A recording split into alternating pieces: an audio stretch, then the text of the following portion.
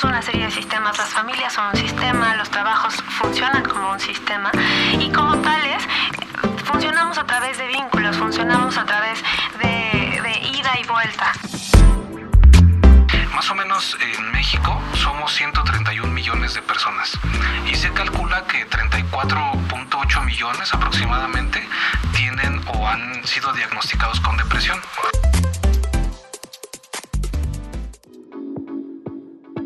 Esto es A Tu Salud.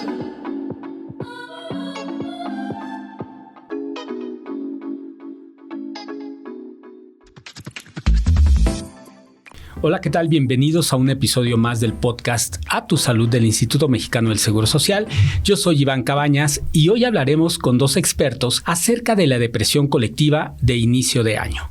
Nos acompañan hoy la psicóloga clínica Danae Jiménez Salinas, psicoterapeuta en psicoterapia integral, y el psicólogo Tomás Alcántara, psicólogo del Instituto Mexicano del Seguro Social. Bienvenidos, bienvenida, bienvenido. ¿Cómo están? Muchas gracias. Muy bien, muchas gracias. ¿Qué tal, Iván? Buen día para ti y para las personas que se toman un momento para escucharnos. Qué bueno. Pues vamos a empezar y vamos a darle con todo. ¿Qué es el Blue Monday y es realidad o mito? Desde mi entendimiento, el Blue Monday, bueno, para mí es un mito porque fue creado como una campaña publicitaria de una agencia de viajes, no recuerdo bien, es de la parte anglosajona del mundo. La verdad es que no tengo el dato preciso, pero bueno, fue una campaña publicitaria porque dada la cuesta de enero decaían las compras en las compras de los viajes. Entonces fue una campaña publicitaria como para incitar a generar más compras de viajes, de vuelos, destinos turísticos, y así empezó el Blue Monday. Sin embargo, sí hay algo de realidad en el sentido en el que hemos visto que se juntan dos cosas muy importantes, que son el inicio de año y el regreso a la vida laboral. Entonces, pues para mí tiene un poco de mito, un poco de realidad, pero me gustaría saber la opinión de otro experto. Pues mira, el Blue Monday fue resultado de una propuesta que hizo un psicólogo que se llama Cliff Arnold. Él pretendía identificar cuál era el día más triste del año y pues trató de hacer como una ecuación con ciertos factores. Dentro de ellos contempló las deudas, el sueldo mensual, el tiempo que transcurría después de la Navidad, el desistir de los propósitos que se proponía uno para el nuevo año que comenzaba, y el sueldo mensual que se había ya pues un poco agotado por todos estos gastos, ¿no? Después de que transcurría este tiempo, veía que las personas tenían una dificultad para poder cumplir sus propósitos. Dentro de esto, él trató de explicar con una ecuación, y es como surge la propuesta de que el tercer lunes de inicio de año es el día más triste del año, ¿no? Entonces, esta propuesta que hizo Cliff Arnold la retoma la empresa que decía la compañera, y entonces proponen, ¿no?, que la gente, por medio de las compras y de salir y tener una conducta impulsiva, pues se reactive esta parte de la economía, ¿no? Principalmente esta empresa ofrecía viajes, pero bueno, como comentaba, carece de un sustento científico. Sí, y lo relacionamos más con activar esta parte del marketing. Ok, y bueno, finalmente lo que comentan ustedes sí tiene un cierto de relación, porque efectivamente empiezas a pensar en todos esos proyectos, en todos esos planes que a lo mejor, sí, hoy voy a empezar a ir al gimnasio, ¿no? Y pasan los primeros 15 días y no has ido, ¿no? O sea, pagaste la mensualidad del gimnasio, pero no te has parado por ahí. Entonces, puede empezar a crear ciertos problemas o ciertas situaciones de insatisfacción en cada uno de nosotros. Pero dejando a un lado la parte mercadológica y mercantilista o consumista, ¿qué problemas hay al grado neuronal o psicológico en los seres humanos cuando vemos que va avanzando el tiempo y a lo mejor seguimos en el mismo lugar que donde empezamos? Mira, en mi experiencia en el consultorio, lo que sucede muchas veces, sobre todo en esta época de inicio de año, es que la gente empieza con mucha emoción. Entonces empiezan a ir al gimnasio y van 4 veces en una semana, cuando en diciembre no se pararon ni una sola vez del sillón. Y lo que esto sucede es que hay o mucho dolor o mucha frustración o o un intento de ir demasiado rápido, más bien muy fuerte, muy rápido, lo que te decía de la intensidad del gimnasio, por ejemplo, ¿no? Y entonces al cuarto día ya no aguantan las piernas, ya no te puedes sentar así del dolor del físico del gimnasio, y entonces viene un sentimiento de frustración. Digo, ocupo el ejemplo del gimnasio porque para mí es como lo más accesible y lo que siento que es más común. Pero pasa con muchas otras cosas, ¿no? O sea, pasa con a lo mejor tener una dieta más saludable o con a lo mejor empezar a tener una relación más saludable con tu familia. Todos queremos o tenemos este impulso de inicio de año, que es un poco lo que mencionaba el compañero.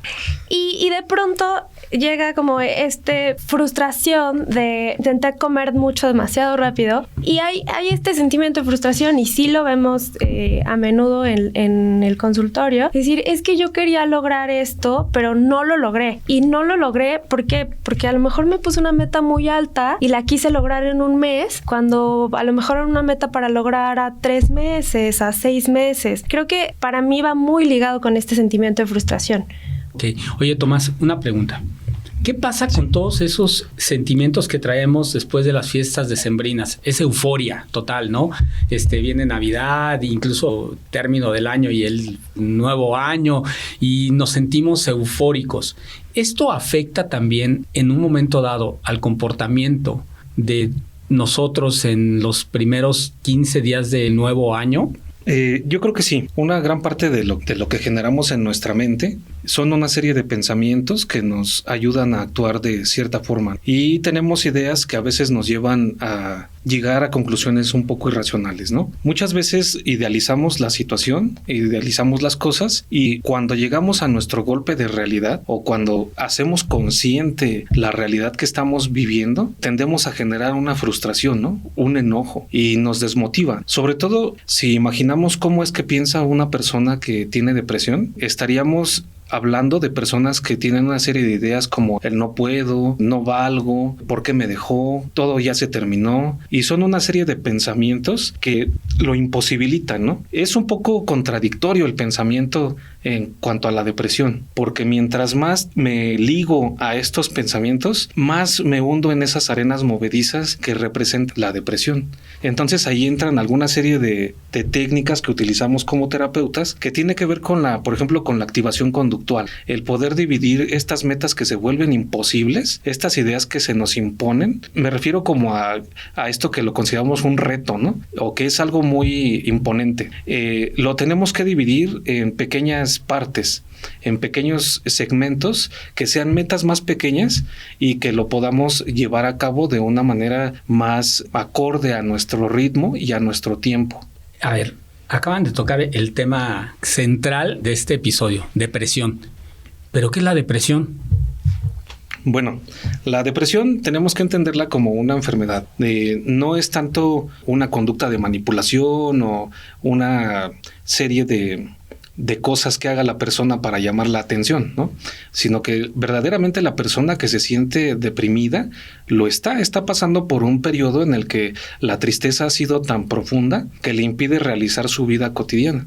La depresión nos impacta considerablemente porque disminuye la calidad de vida de las personas y disminuye los años de vida productiva de las personas. Más o menos en México somos 131 millones de personas y se calcula que 34.8 millones aproximadamente tienen o han sido diagnosticados con depresión. A esto le sumamos que aproximadamente el 5% de esta población que no ha sido diagnosticada lo tiene y no lo sabe.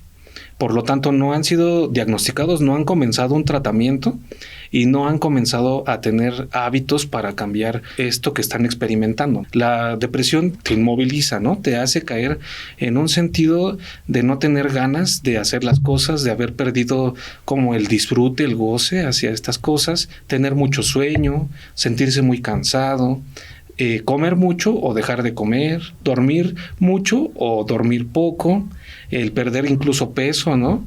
Y se puede llegar a confundir con otro tipo de padecimientos, por ejemplo, los síntomas de diabetes. Okay. Entonces, esa es una parte importante de la depresión y que va muy ligada a la parte de ansiedad. Entonces, tenemos también muchas personas que están diagnosticadas con un trastorno mixto ansioso-depresivo. ¿no? O sea, por ejemplo, Dana, uno de los síntomas, como lo comentaba ahorita Tomás, uno de los síntomas es sentirse supuestamente cansado. Sí. Pero a lo mejor te sientes cansado porque tu jornada laboral o tu jornada escolar fue muy fuerte. Pero ¿cómo diferenciar ese cansancio a realmente no tener ganas de levantarte y hacer cosas? ¿Cómo podemos? Porque me imagino que es una línea muy delgada.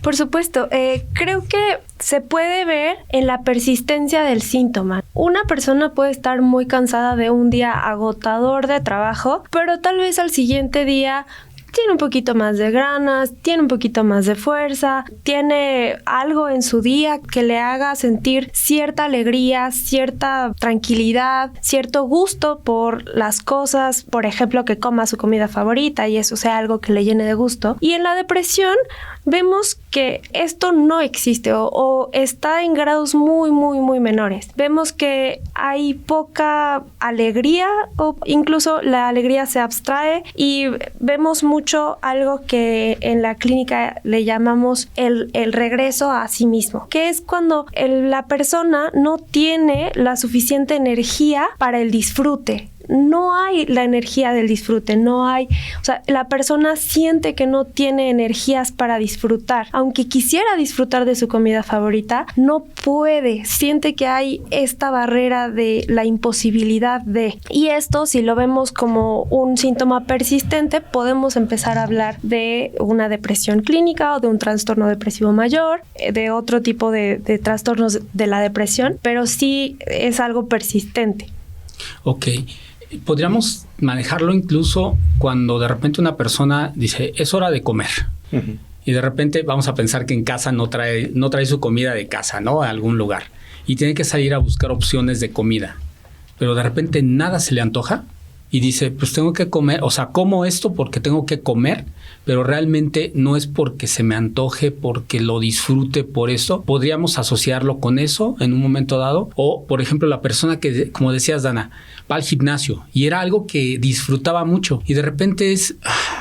tengo que ir al gimnasio. O sea, ya no es quiero ir al gimnasio, sino cambia esa palabra del querer por el tener. ¿También podrían ser esos síntomas? Sí, bueno, así es como surgen una serie de pensamientos, ¿no?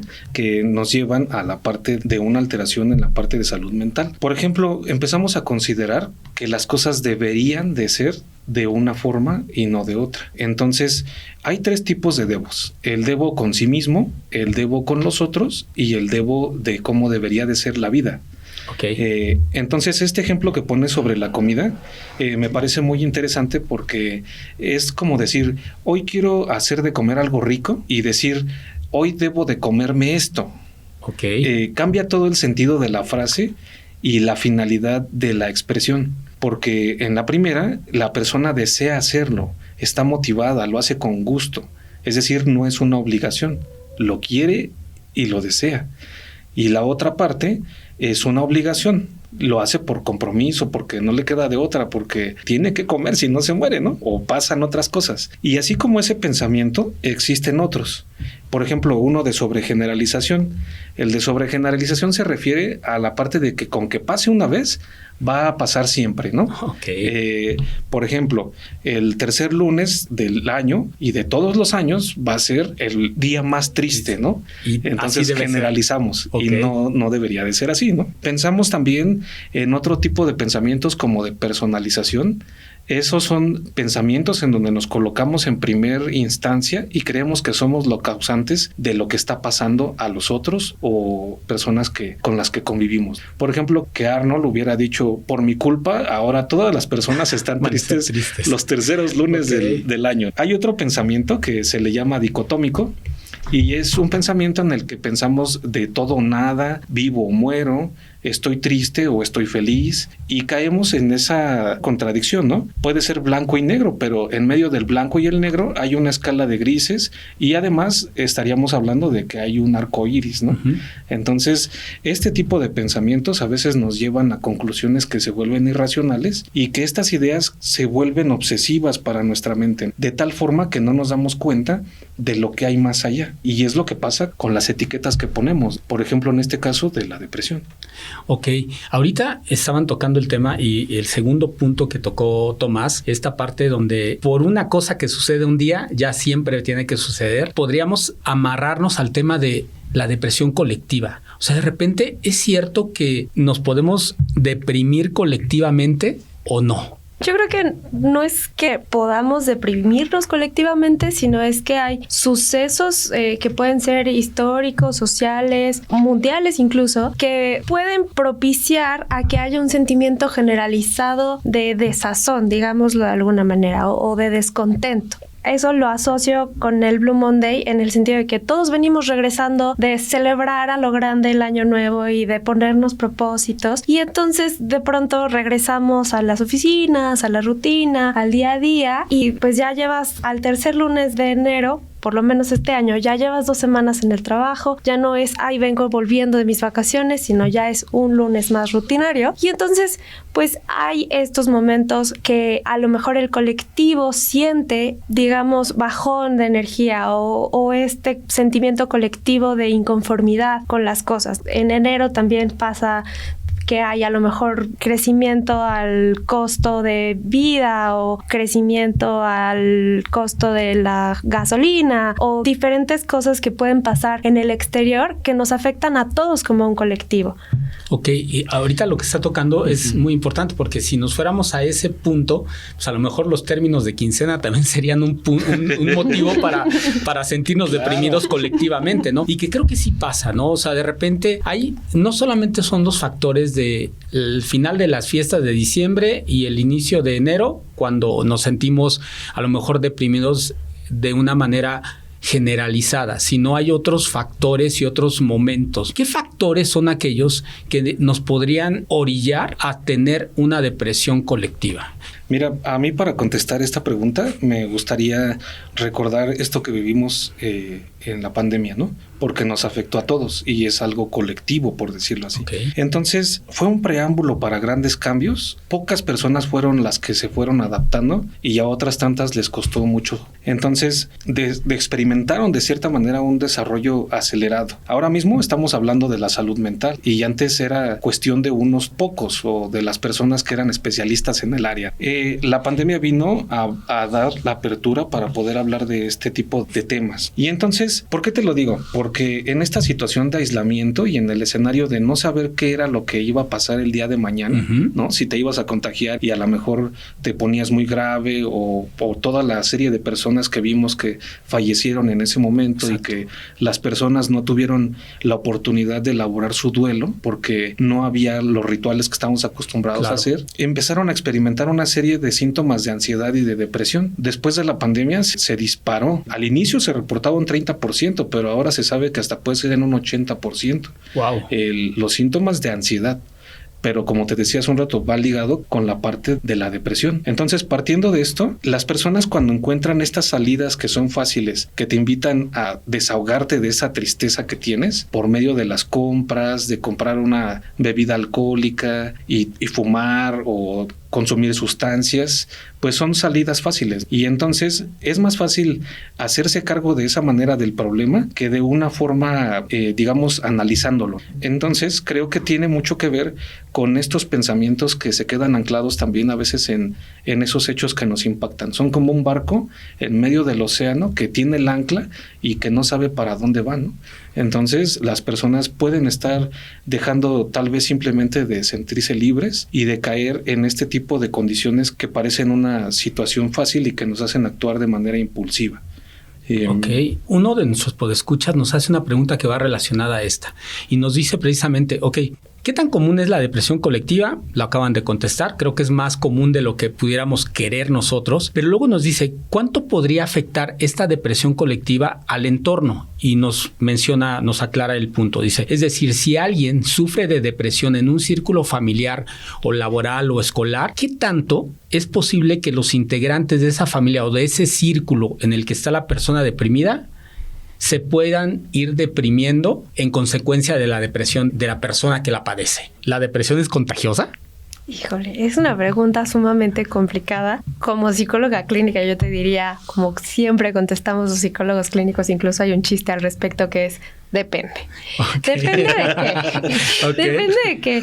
Pues depende del contexto social, depende de cómo sea la dinámica de ese núcleo familiar, depende incluso si ya ha habido padecimientos de tipo depresivo en esa familia, ¿no? Es decir, a lo mejor estamos hablando de que la primera persona que manifestó síntomas de depresión fue un hijo, pero la mamá tuvo en el posparto un trastorno de tipo depresivo.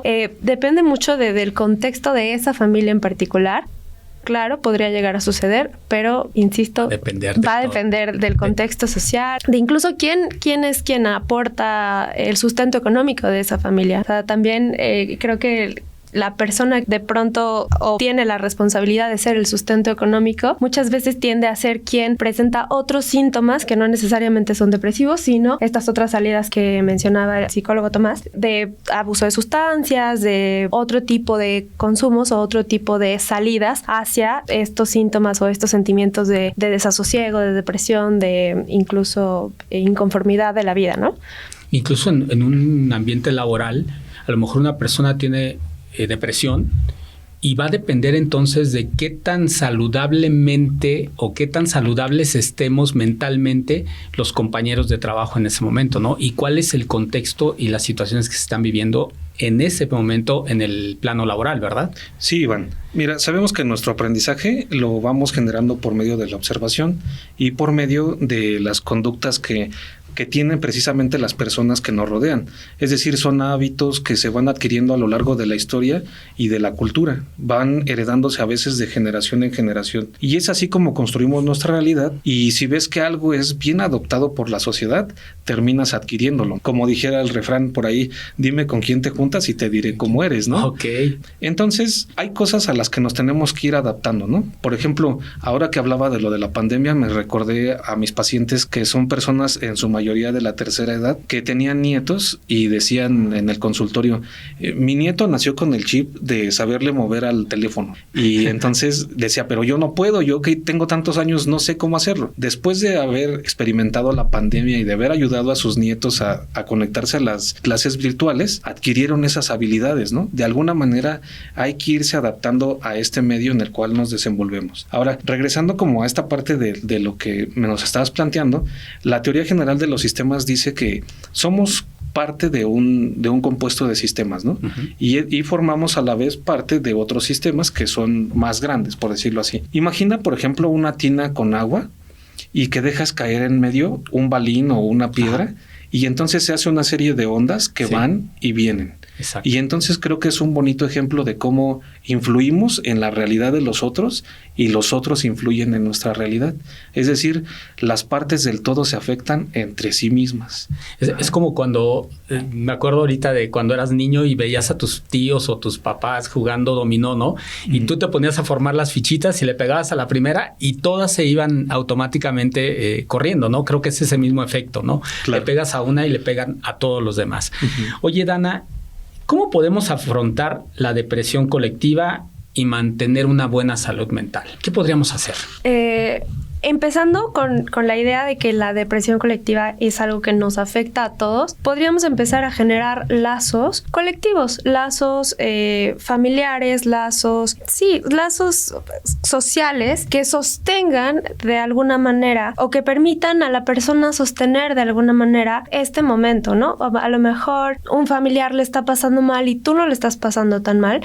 Bueno, puedes acercarte a esa persona y ofrecer tu tiempo, tu escucha, simplemente ofrecerte o ofrecer tu presencia para generar ese lazo, para, digamos, religar a esa persona o acercar a esa persona a la vida, al bienestar, a la salud y así ir generando lazos de vínculo. Lo que decía Tomás de los sistemas. Somos una serie de sistemas, las familias son un sistema, los trabajos funcionan como un sistema y como tales funcionamos a través de vínculos, funcionamos a través de ida y vuelta. Entonces, en ese sentido, la propuesta sería acercarnos a generar espacios de convivencia que no necesariamente tengan que ver con las pantallas o con el entretenimiento, sino generar espacios colectivos en los que la gente conviva, en los que generemos estos lazos, repliquemos estos sistemas para generar una colectividad saludable o una colectividad que permita acompañarse en espacios de dificultad.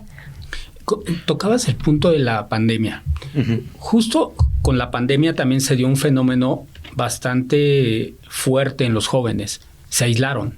Uh-huh. Y muchos de ellos a lo mejor no tuvieron la oportunidad, como muchos adultos, de haber tenido la experiencia de tener contacto con otras personas.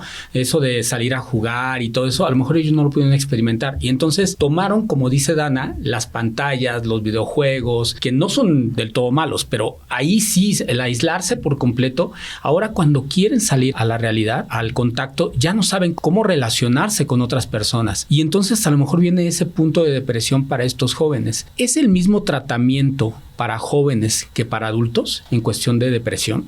Yo creo que no. E incluso vamos a hablar de los niños, ¿no? Okay. Porque ahora que estamos comentando esto de las familias, si nos están escuchando padres de familia, los invitaría a tener en cuenta que muchos de estos pensamientos nos los inculcan desde la infancia. Y entonces, por ejemplo, es diferente a cuando un niño, por ejemplo, la reacción que tienes con ellos, ¿no? Si, por ejemplo, un niño se cae y le dices que le pones un calificativo negativo, que es tonto, que tenga cuidado, que es muy distraído, va sembrando esta serie de ideas y de pensamientos negativos, por decirlo así. Es diferente a cuando se cae y le aplaudes, le dices, levántate princesa, levántate campeón, tú puedes, porque esta serie de pensamientos se anclan y son los que venimos a descubrir a la larga en nuestra vida, ¿no? A lo largo de nuestra vida. En el caso de los adolescentes, lo que pasa es que de los 0 a los 8 años formamos nuestra personalidad, ¿no? Y luego lo que venimos a cosechar después, pues fue lo que sembramos. Okay. Entonces, teniendo en cuenta que si educaste de esta manera en la crianza a tus hijos, en la adolescencia tendrán una serie de reacciones en su conducta y en su forma de ver la vida. Obviamente, si se anclaron con el pensamiento de esto es difícil y compraron los adjetivos negativos, entonces cuando llegue un reto en la vida, lo van a ver de esta manera, ¿no? Se van a dejar caer. Es decir, los cimientos de la persona son la base de lo que venga después, porque si no, en un futuro tambalearán y ¡pum!, caerán, ¿no? Es decir, por ejemplo, al reprobar una materia, al perder el teléfono, cuando los deje su novia, al perder un trabajo, cuando te llame la atención tu jefe en el trabajo, ¿no? Cuando pierdas a un ser querido. Todos esos son momentos de crisis a los que nos enfrentamos a lo largo de la vida, pero dependerá mucho desde la perspectiva con la que lo veas, ¿no? Ok. Uh-huh. ¿De qué forma podemos aceptar y trabajar con nuestras emociones para que no nos afecten de manera incorrecta? Híjole, la verdad es que creo que tiene muchísimo que ver con lo que estaba comentando Tomás, de cómo asentamos al principio de la vida el manejo de las emociones. Creo que en la vida adulta tiene que haber un proceso, o bueno, desde mi perspectiva hay un proceso de introspección, ¿no? De sentir que esta forma de manejar mis emociones no me está funcionando más, ¿no? De sentir que esta forma de manejar mis emociones está haciendo que yo rompa relaciones, está haciendo que yo genere inconvenientes en el trabajo, está haciendo que yo incluso tenga accidentes de tráfico, que vemos mucho, ¿no? No, pues se empezaron a gritar y se empezaron a tocar las bocinas y terminaron existiendo un exabrupto de violencia, ¿no? Creo que empieza ahí, cuando la emoción a ti ya no te está sirviendo, cuando la emoción a ti ya te está generando un problema. Y es ahí cuando en muchos casos vienen al consultorio, ¿no? Llegan cuando ya la emoción o ya la forma de relacionarse ya no les está sirviendo y entonces vienen al consultorio a generar un proceso de introspección y de relocalizar tus emociones, de reenfocar tus energías, pero también se puede en un plano individual, ¿no? O sea, también se puede hacer un ejercicio reflectivo de introspección y de cómo es que estoy manejando mi vida, mis relaciones, mis emociones, que no me está funcionando. Creo que la primera parte es reconocer que la forma en la que te estás relacionando, la forma en la que estás sintiendo, la forma en la que estás expresando tus emociones, ya no está sirviendo a la persona que quieres ser o al tipo de relaciones que quieres construir, y de ahí partimos en un camino o de autointrospección acompañada con un psicólogo, un terapeuta, un experto en salud mental. Me gustaría complementar esto que menciona. Es muy importante porque las emociones no se controlan. Las emociones solo se experimentan. Es decir, hay que reconocer cuando uno tiene miedo, alegría, tristeza, enojo, amor, porque cada emoción te transmite algo, ¿no? Te está transmitiendo una información. No las podemos controlar porque ahora mismo no te puedo decir, a ver, llora. Y entonces, pues no es como algo que tú tengas un botoncito y pum, ¿no? Tengas esa reacción rápida, sino por el contrario. Bueno, en este sentido, si lo analizamos, por ejemplo, el enojo te va a demostrar tus límites de que no puedes controlar a las personas. En el caso de del miedo, te advierte de un peligro. Y en el caso de la tristeza, te advierte de tu valor personal. Okay. Porque tú le estás poniendo el valor a lo que está fuera de ti, ¿no? A otra persona, a algún objeto, a lo que se fue, a algo que ya no regresará a lo mejor, pero tu perspectiva está anclada en eso que está fuera. Y eso te permite ver que estás ausente de tu valor personal, de voltearte a ver y analizar algo que comentaba Dana, y que es importante, es ese valor propio, ¿no? Que tienes como persona. Hablando del Blue Monday, ¿estas serán preferencias propias o serán preferencias de alguien más y que uno termina siguiendo pues por lógica, ¿no? O por lógica, imitación. Por moda, por imitación, ¿no? Estamos a punto de terminar el episodio, pero la verdad es que no queremos terminarlo sin que ustedes nos digan algunos consejos. ¿Cómo detectar si es que o tengo depresión o voy en el camino para ser una persona con depresión? Y la segunda, 3 consejitos para manejar estas emociones. No las podemos callar, tenemos que expresarlas, pero ¿cómo expresarlas de manera positiva? ¿O cómo llevarlas hacia el lado positivo? Creo que lo primero que tenemos que hacer es partir del hecho de derribar toda la discriminación y la estigma que está sobre la salud mental, porque creemos que ir al psicólogo o ir al psiquiatra es para la gente que está loca, ¿no? Y en realidad no, ir al psicólogo debería de ser como ir a los laboratorios y ver que todo marche sobre ruedas, ¿no? Es decir, vamos normalizando lo que nos corresponde en cuanto a la parte de salud mental.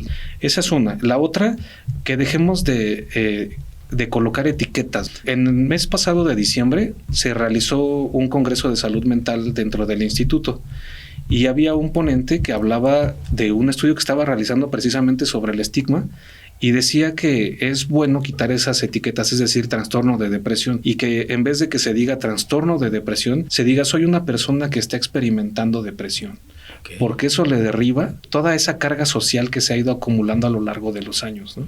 Es importante también buenos hábitos en cuanto a la higiene del sueño, la comida, el ejercicio, el poder juntarnos con personas que nos contribuyan a enriquecer nuestra realidad y nuestra postura ante la vida, ¿no? Y en este sentido, bueno, pues hay que tomarse su tiempo y su ritmo, que no vayamos de una forma acelerada ante la vida, porque eso nos va a permitir tener esta libertad, que por cierto, pues hoy se conmemora el Día Mundial de la Libertad, entonces creo que viene muy bien al caso. Bueno, no sé con qué complementaría, Dana.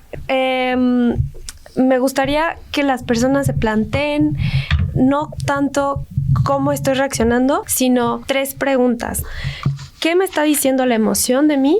¿Qué me está diciendo la emoción de lo que yo estoy experimentando? Es decir, ¿por qué estoy sintiendo un poco lo que decía Tomás hace un momento, ¿no? Porque, ¿qué me está diciendo mi enojo? Mi enojo me está diciendo que eso es algo que a mí me está haciendo daño. ¿O qué me está diciendo mi tristeza? Mi tristeza me está diciendo que perdí algo, etcétera. ¿Qué me está diciendo la emoción? ¿Y cómo puedo hacer para externar mi emoción sin hacerle daño a los demás? ¿Cómo puedo comunicar de manera efectiva que estoy sintiendo algo a partir de algo que sucedió? Y no necesariamente echar la culpa al otro, ¿no? No es, ay, es que tú me dijiste, sino yo sentí cuando tú dijiste tal cosa, yo me sentí de esta forma, porque para mí esta palabra que tú usaste es despectiva o es hiriente o cualquier cosa, ¿no? Pero procurar externar la emoción sin hacer daño.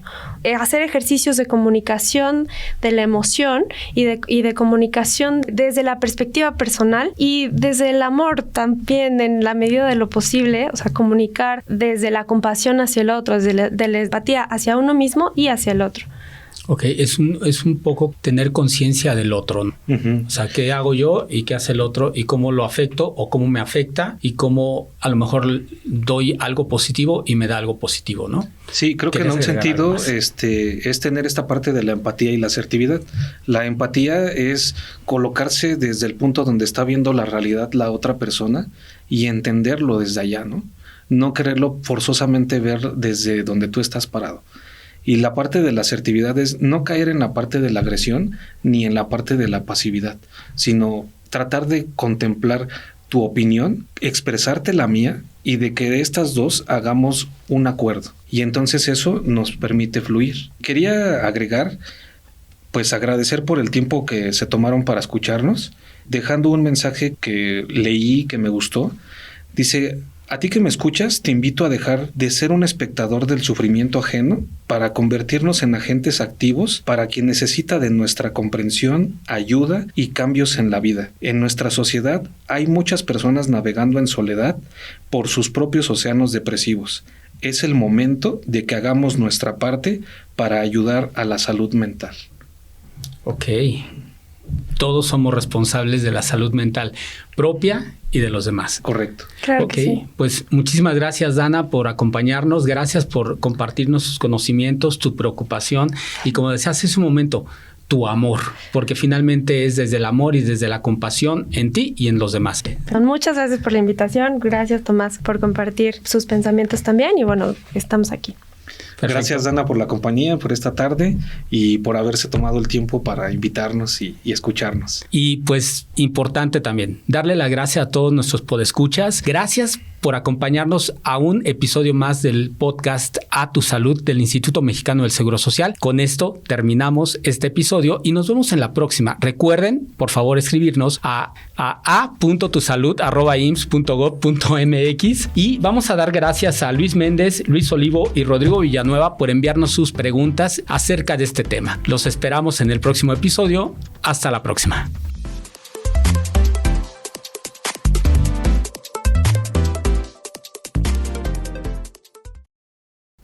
El podcast A Tu Salud es una producción de la Unidad de Comunicación Social del Instituto Mexicano del Seguro Social.